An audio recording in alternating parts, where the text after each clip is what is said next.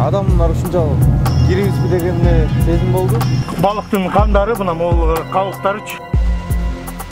Бүгүн кечке чейин мына ушул 1000ден ашык метр тор чыгарылды. Торлорго илинип калган күндөр деле болгон, өзүбүз делечи. Эмне кыласыздар? Зайып. Жок, сеники эмне, сеники эмеспи? Сенден сурап ба? Мен алыпта бар. Ага, шундан жактан чыккан. Браконьерлик иштерди кылып түшүшөт да. Ona якарлар салышат. Мулар качан өлгөн. Биз деген бул немеге выездерге чыкканда, утопленителерге чыкканда рыбактарга да көп чыгабыз да. Основной зимний период чыгып кетишет да рыбактар өзлөрүчү. Балык улап жүрүшүпчү. Ошондо чыкканда деле көрөсүң да булардычы. Торлорго илинип калган күндөр деле болгон, өзүбүз делечи. Поисковый работада кетип барат. 12 марттан тарта Ысык көлдүн акваториясынын булганган телкелерин таштандылардан жана балык улоочу торлордон тазалоо иши масштабтуу түрдө башталды. Буга чейин анчейин көңүл бурулбай келген бул маселеге өлкө башчы Садыр Жапаров олуттуу басым жасап, жарлыктын негизинде бир катар министрликтерден атайы жумушчу топ түзүлгөн. Ага ылайык өзгөчө кырдаалдар министрлигинин суучулдары жигердүүлүк менен суу астында жана көл бетинен тонналаган таштандыларды жана торлорду чыгарууда. Мына 4-чү тор кетти уже маяктан. Көлдүн астынан балык улоочу торлордон сырткары дагы таштандылардын саны өтө көп көлөмдө чыгып жатат. Маселен, сиз көрүп турган кадимки желим бөтөлкө биз турмуш тиричилигибизде кенен колдонгон. Илимий изилдөөлөргө таяна турган болсок, кандай чөйрөдө болбосун дээрлик 300 жылдан 450 жылга чейинки убакыт ичинде толугу менен чирип жок болот. Элестетип көрүңүз, ушундай желим бөтөлкөлөр, айнек бөтөлкөлөр жана башка таштандылар көлдүн тазалыгын, көл астындагы флорасы жана фаунасына канчалык деңгээлде терс зыянын тийгизүүдө. Демек бул жалпыбызды ойлондура турган олуттуу көйгөй.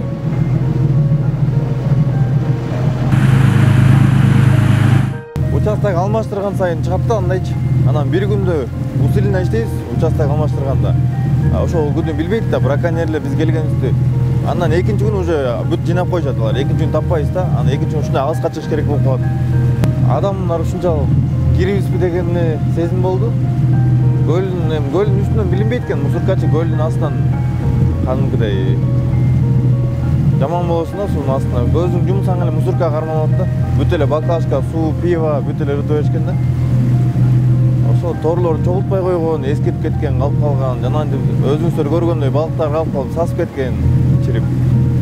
Ошолор эле. Ысык көл облусу биосфералык аймак болгондуктан, анда кургактыкта жана сууда аңчылык кылууга мыйзамдын негизинде тыюу салынган. Ага карабастан табиятка жырткычтык менен мамиле кылгандар аз эмес. Анын кесепетинен көлдүн астында жыл санап балыктардын саны азайып, өкүнүчтүүсү түрдүү таштандылардан жана балык улоочу торлордон чыккан зыяндуу заттар суу астындагы флора жана фаунага эбегейсиз зыян алып келүүдө.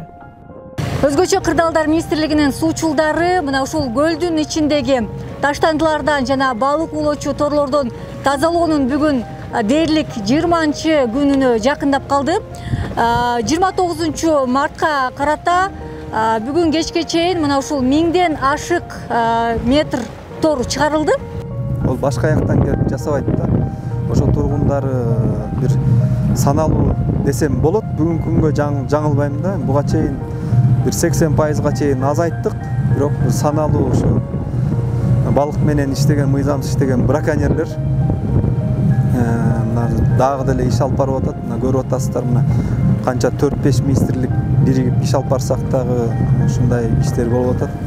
Өзгөчө кырдаалдар министрлигинин суучулдары менен биргеликте жаратылыш ресурстары жана экология техникалык көзөмөл министрлигинен, ошондой эле ички иштер министрлигинин туристтик экологиялык милициясы иш алып барышууда. Ага карабастан жаратылышка кыянаттык менен мамиле жасагандардын мыйзамсыз иш аракети көз көрүндө уланып жатканы өкүндүрбөй койбойт. Незаконный болгондо биз жыргаганыбыздан мен дагы бир жолу айтайын, жыгаргагандан чыкпайлы. Башка жумуш деле тапса болот. Жок, мен аракет кылалы, аракет кылалы. Эми муну токтотуш керек, айтып атамын. Токтотолу. Бираздан кийин келе мындай кылалы. Жакшы эле болот. Өзү деле алып чыгып кетели.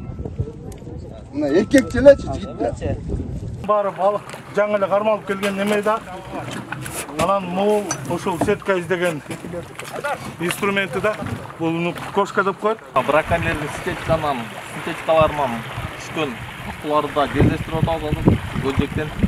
Мына могул балыктын кандары, мына могул кабыктары чешуя деп коет, орусча айткандачы. Бул кабыгы да сыртындагы эметип турган анан могул кандары. Бул эртең менен болжолду же кечинде болгон окуяда балык кармалып турда, мына жапжаң оюнча турат да. Кармайлы силер кесиптер. Үйлөп неме кыла бериңиздер.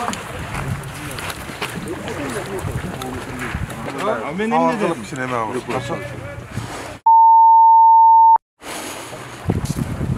Чыгол моягына.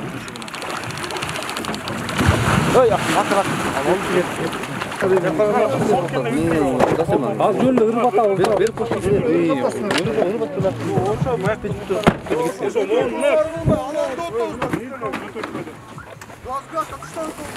таштабайт, жака жуктоп келет.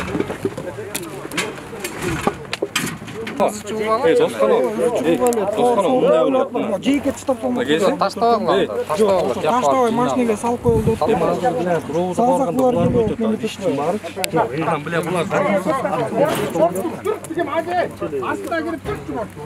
Эки миң жыйырманчы жылдан тарта көл бетинен атайы моторлуу кайык менен торду салып балык улоого мыйзам чегинде тыюу салынып, атайы мораторий жарыяланган болчу. Бирок ошого карабастан өзүңүздөр көрүп тургандай, мына бүгүн 29 март күнү көлдүн түп районуна караштуу мына ушул жакта жээктен жалпы жолунан 8 моторлуу кайык табылды. Бул кайыктын бардыгы мына ушул балык улоого ылайыкталган.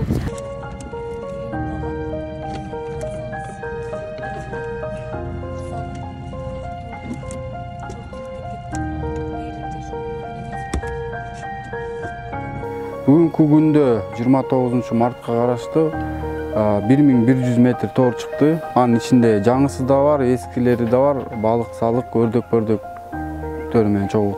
И 2 мүшөк таштанды чыкты. Общий весин айтканда 35-40 килограммдан бир мүшөгү. 7 кайык мотору менен баарын бияка алып келип берип, туристтик милиция менен экотех инспекциясына тапшырып бердик.